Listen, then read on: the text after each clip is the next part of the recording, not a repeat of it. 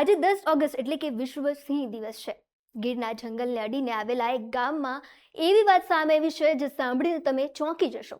એ સ્થાનિક ખેડૂત નાનુભાઈ સીલુ, જેમનો અને સિંહ સાથે દુશ્મનીનો નહીં પણ પારિવારિક સંબંધ છે।